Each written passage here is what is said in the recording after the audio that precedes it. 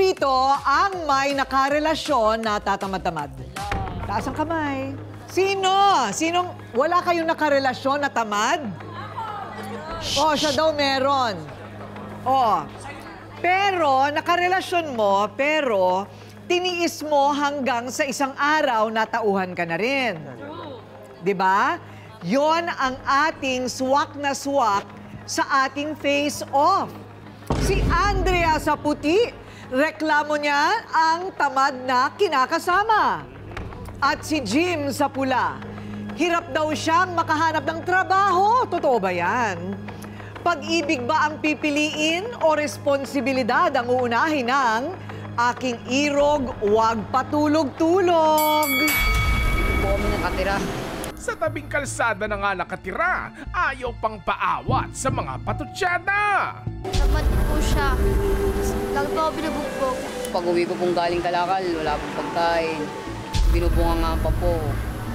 Kaya nasasaktan ko po. Eto namang si Lola, may hirit din kung bakit ayaw kay Andrea. Minsan din nasasampal ko din yan si Andrea. Pag pinagsasabihan mo, ipapasok sa isang tenga, ilalabas, baliwala rin. Kaya yan lang po ang kinagagalit ko sa kanya. Paano kung ang iyong inirog, tamad at patulog-tulog? Sa barong-barong na ito sa kalsada, makakaalis pa kaya sila? Andrea at Jim, harapan na! Andrea! Andrea! Andrea! Andrea! Naku! Ano ba ito? Mga paslit pa. Mga ano pa, ilang taong ka na, Andrea? 20 po. 20? At ikaw? 18 po. Ha? 18. 18? Hay! Kay bata-bata ninyo, ang dami na ninyong problema. Hintayin mo maging 40 ka. Parang minamadali nila yung buhay, ano? Minamadali ang buhay, so nagsasama na kayo. Opo. Nagtapos ka ba ng pag-aaral? Grade 9 po. Ha? Grade 9. Grade 9? O bakit tumigil ka? Ha? Bakit? Kasi Hindi ako mag-aaral. tumigil ka na, nawalan ka pa ng ngipin. Ha? Ang bata-bata mo pa, nawalan ka na ng ngipin. Bibigyan ka namin ng pustiso, ha? Oh. May anak ka na. Isa po. May anak na. Ayun ang dahilan. Yon ang dahilan. Ikaw ay nabuntis. Okay. Ano ngayon ang reklamo mo? Tamad po siya eh. Minsan po nagkakalaka lang po. Oh, kalakal. Eh, ano pa ba ang gagawin niya? Mabuti nga, nangangalakal siya. Magkano ba ang kita sa pagkalakal? Masyado pong mababa, ma'am. 200 lang po. Mga 200 sa isang araw. Okay. At ikaw, anong ginagawa mo? Papalimos po. Nagpapalimos. Ang ganda. Oo. Una, hindi ba labag na sa batas ang paglilimos, Attorney Lorna? Bawal na yan. Naku, pag mahuli ka, baka kunin ang anak nyo sa iyo.